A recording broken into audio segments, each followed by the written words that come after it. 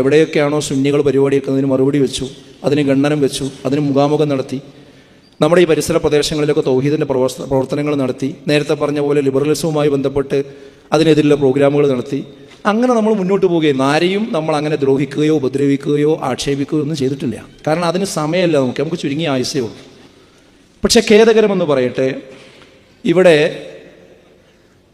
മനസ്സിലാകാൻ വേണ്ടി ഞാൻ പറയാണ്, നമ്മളിങ്ങനെ ഇരുട്ടുകൊണ്ട് ഓട്ടടച്ചിട്ട് കാര്യമില്ലല്ലോ.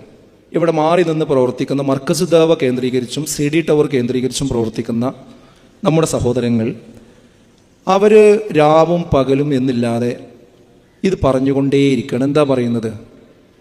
ഇവർ ജിന്നിനോട് പ്രാർത്ഥിക്കുന്ന ആൾക്കാരാണ്. അതിങ്ങനെ തലങ്ങും വിലങ്ങും പറഞ്ഞുകൊണ്ടിരിക്കണം.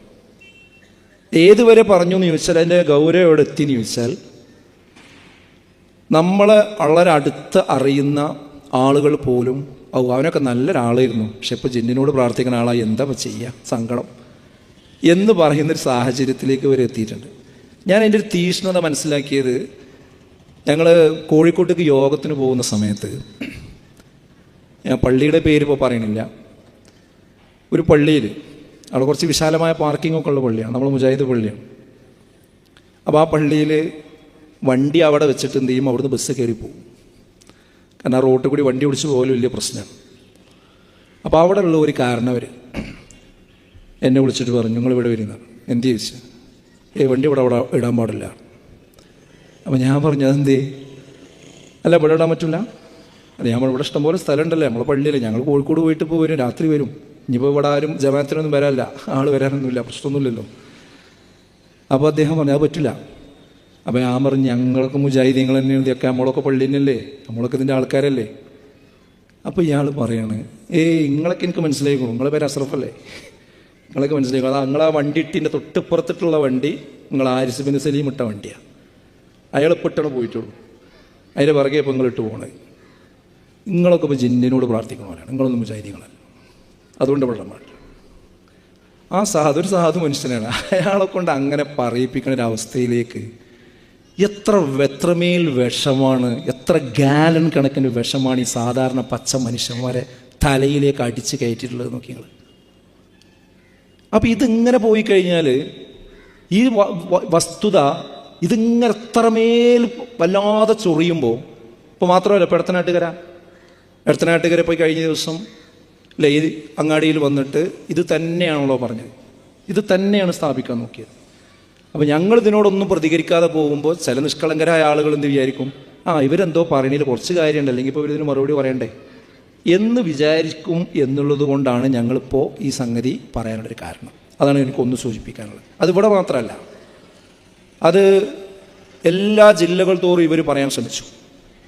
അത് ശ്രമിച്ചപ്പോൾ പരപ്പനങ്ങാടിയിലും ഈ പ്രോഗ്രാം ഉണ്ടായി. അപ്പോൾ നമ്മൾ അവിടെ എന്ത് ചെയ്തു, അതിനൊരു മറുവിശദീകരണം, നിങ്ങൾ പറയുന്നതിൻ്റെ വസ്തുത ഇതല്ല എന്ന് വളരെ ഗുണകാംക്ഷയോടുകൂടി അവിടെ ഒരു പ്രോഗ്രാം വെച്ചു പരപ്പനങ്ങാടിയിൽ. ആ പ്രോഗ്രാം വെച്ച് 3 പ്രാവശ്യപ്പോൾ നടന്നു. 3ാമത്തെ ഖണ്ഡനം കഴിഞ്ഞ ദിവസം നടന്നു. അത് തുടർന്ന് പോകുന്നുണ്ട്. അതൊരു ഭാഗത്ത് അത് മർക്കസ് ദഅവ വിഭാഗം ഉയർത്തിയ ആക്ഷേപങ്ങൾക്കുള്ള പ്രതികരണമായിരുന്നു. അതോടൊപ്പം തന്നെ ജൂബിലി ഹാൾ, കോഴിക്കോട് ജൂബിലി ഹാളിൽ രാവിലെ മുതൽ വൈകിട്ട് വരെ ലൈവിൽ കൊടുത്തുകൊണ്ട് തന്നെ ഈ വിഷയത്തിൽ നമ്മുടെ നിലപാടുകൾ എന്താണ് എന്ന് എല്ലാവർക്കും കേൾക്കാവുന്ന വിധം CD ടവറുകാരും ഉന്നയിച്ചുകൊണ്ടിരിക്കുന്ന വിഷയങ്ങളെ സംബന്ധിച്ച് അവിടെയും നമ്മൾ വിശദീകരിച്ചിട്ടുണ്ട്. അപ്പം ഞാൻ പറയുന്നത്, ഈ കാര്യം നമ്മൾ വിശദീകരിക്കേണ്ടി വരുന്നത് എന്തുകൊണ്ടാണെന്ന് വെച്ചാൽ, ഇത്രമേൽ ആക്ഷേപങ്ങൾ, അതും ഈ ജിന്നിനോട് പ്രാർത്ഥിക്കുന്നു എന്നാണ് പറഞ്ഞുകൊണ്ടിരിക്കുന്നത്. നിങ്ങളൊന്ന് ആലോചിച്ചു. അപ്പോൾ ഇത് ആ ആക്ഷേപങ്ങൾ കണ്ടില്ല എന്ന് നടിച്ചുകൊണ്ട് ഒരിക്കലും തന്നെ നമുക്ക് മുന്നോട്ട് പോവുക സാധ്യമല്ല എന്നതാണ്. അപ്പോൾ ഈ വിഷയം നമ്മൾ ചർച്ചയ്ക്കെടുക്കുമ്പോൾ, പ്രത്യേകിച്ച് ഇങ്ങനെയുള്ള ഒരു പൊതുയോഗങ്ങളിൽ നമ്മൾ ചർച്ചയ്ക്കെടുക്കുമ്പോൾ ഉയരുന്ന ചില ചോദ്യങ്ങളുണ്ട്. ആ ചോദ്യങ്ങളെ ഞങ്ങൾ കാണാതെ പോകുന്നില്ല. അതിലൊന്നാമത്തെ ചോദ്യം, മുജാഹിദുകൾ തമ്മിൽ ഇങ്ങനെ അങ്ങോട്ടും ഇങ്ങോട്ടും പറയേണ്ട കാര്യമുണ്ടോ എന്നാണ്. അതിനോട് നമുക്ക് പ്രതികരിക്കാനുള്ളത്, ആശയക്കുഴപ്പങ്ങൾ അങ്ങോട്ടും ഇങ്ങോട്ടും പറയുമ്പോൾ അതിൽ വ്യക്തത വരുത്താതെ പോയി കഴിഞ്ഞാൽ ഒരിക്കലും തന്നെ മുജാഹിദുകളായി നമുക്ക് ഒന്നിച്ചു പോകാൻ കഴിയില്ല. നമുക്ക് ഒന്നിച്ചു പോകണമെന്നാണല്ലോ പറയുന്നത്. ഒന്നിച്ചു പോകണമെങ്കിൽ പരസ്പരമുള്ള പ്രശ്നങ്ങൾ, തർക്കങ്ങൾ അത് വ്യക്തത വരുത്തി പോകണം. അത് വ്യക്തത വരുത്തിയിട്ടില്ലെങ്കിൽ ഒന്നിച്ചു പോകാൻ കഴിയില്ല. ആർക്കെങ്കിലും സംശയമുണ്ടോ? അതിൻ്റെ ഏറ്റവും വലിയ തെളിവ് ഞാൻ പറഞ്ഞുതരാം. മുജാഹിദുകൾ തമ്മിൽ 2002 ഭിന്നിച്ചു പോയ മർക്കൂസ് ദേവയും KNM തമ്മിൽ ഒന്ന് ഐക്യപ്പെട്ടല്ലോ. ആ ഐക്യപ്പെട്ട സമയത്ത് അന്ന് അതാണ് ഇതിൻ്റെ അടിസ്ഥാന വിഷയം. അന്ന് നമ്മൾ പറഞ്ഞു എന്ത്, ഈ ആദർശപരമായ വീക്ഷണങ്ങൾ, അഭിപ്രായങ്ങൾ ശരിയായ രീതിയിൽ പറഞ്ഞ് പരിഹരിക്കാതെ ഇത് ഐക്യപ്പെട്ടാൽ ശരിയാവില്ല. ഇത് രാഷ്ട്രീയ പാർട്ടിയല്ല. രാഷ്ട്രീയ പാർട്ടിയിൽ ഇന്ന് രാവിലെയുള്ള ഒരു നേതാവ് വൈകുന്നേരം ഇങ്ങോട്ട് മാറും, അയാൾ അങ്ങോട്ട് തന്നെ മാറും. അത് അങ്ങോട്ടും ഇങ്ങോട്ടൊക്കെ മാറിക്കളിക്കും, പെട്ടെന്ന് ലയിക്കും, ഒന്നിച്ചത് ഭിന്നിക്കും, പലതും നടക്കും അവിടെ. അങ്ങനെയുള്ള ഒരു സംഗതി അല്ലല്ലോ ഈ നമ്മളെ മുജാഹിദ് പ്രസ്ഥാനം അല്ലെങ്കിൽ നമ്മളെ ആശയം എന്ന് പറയുന്നത്.